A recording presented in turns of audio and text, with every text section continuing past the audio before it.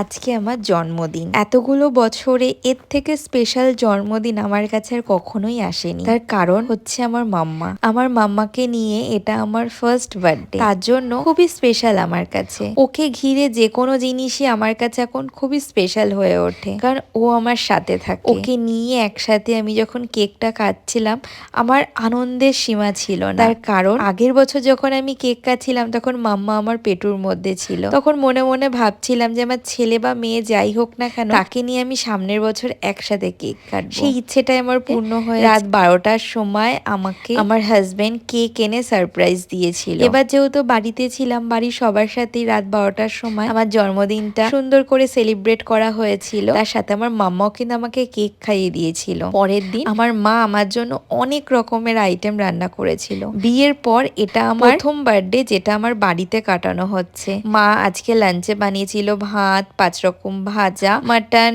ডাল, চাটনি, মিষ্টি, পাঁপড় আর মায়ের হাতের পায়েস, যেটা আমি ছোটবেলা থেকে খেতে খুবই ভালোবাসি।